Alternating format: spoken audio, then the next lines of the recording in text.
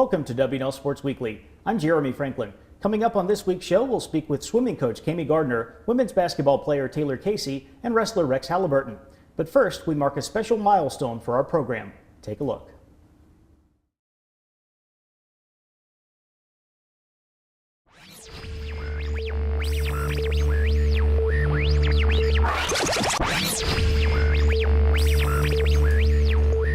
Welcome to the premiere of WNL Sports Weekly. I'm your host, Jeremy Franklin. Coming up on the show this week, we'll hear from men's basketball head coach. 245 shows later, we're still here. The studio looks sharper, the cameras and lights have improved, but each week we've had the privilege to sit down with the coaches and student athletes who make Washington and Lee one of the premier athletic programs in all of Division III. And we're still working with the same crew that put together that first show back in January of 2009. Brian Lobsher is our producer and floor manager, with Lori Lipscomb and Michael Todd handling video production and editing each week's show. We also send out our appreciation to Jeff Hanna, who created this program some 10 years ago, as well as all of the athletes, coaches, and administrators who have joined us on set. Thanks for a great 10 years. And now, here's a quick look back at this weekend in Washington and Lee athletics. Competing at the Keydett Invitational at VMI, the women's track and field team shattered the school's 4x800 meter relay record, with the quartet of Maggie Siebold, Avery Schiffman, Claire Smith, and Julia Moody breaking the mark by almost 33 seconds. Meanwhile, the men's team set 10 personal bests at the meet. Women's basketball rolled past Ferrum 88-55, and the swimming teams scored home victories over VMI and Randolph. Joining me now is swimming coach Gardner. Cami, welcome back to the show. Thanks. You were able to send off your seniors with pretty convincing wins against VMI and Randolph. How pleased were you with the way Saturday went?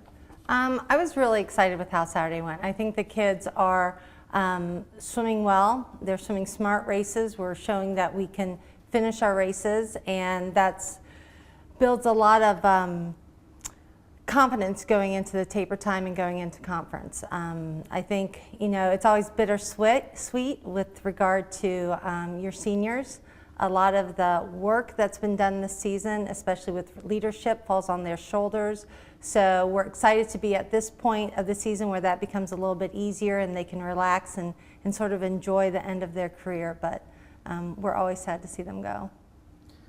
The women's team has won every meet and invitational that you've competed in this year. The men's team has a healthy 7-1 record in dual meets. Overall, how has the regular season gone?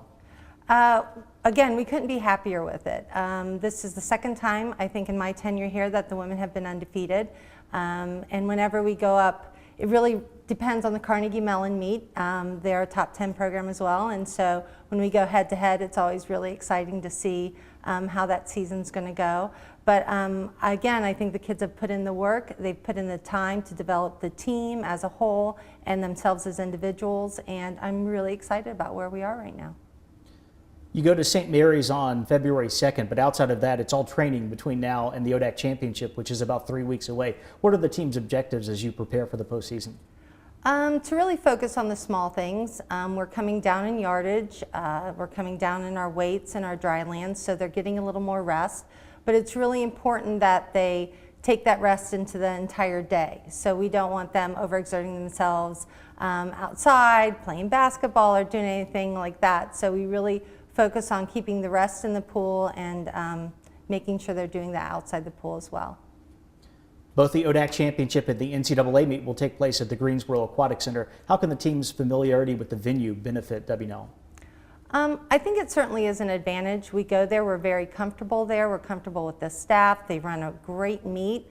We know the little nuances of the pool, and we kind of get a test run at conference. So I think it's to our benefit. We enjoy the area, and we're really excited to go back for nationals. Cami, thank you for joining us. Best of luck in the postseason. Thank you very much. With me in the studio is Taylor Casey, junior basketball player from Brentwood, Tennessee. Taylor, welcome back to the show. Hi. Saturday's victory at Ferrum moved the Generals' record to 6-1 in the month of January. What's been working well for the team over the past 3 weeks? I think we've just been playing really confidently together. We've been unselfish in everything we do. We've had balanced scoring.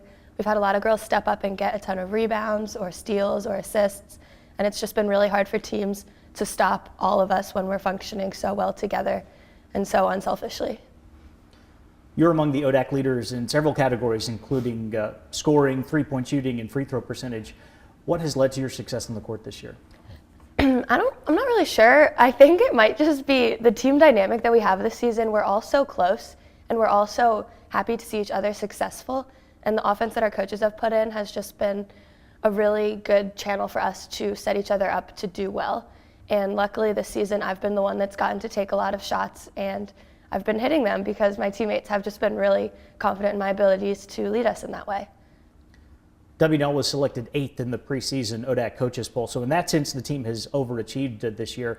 Has there been any surprise among you and your teammates at how well this year has gone so far?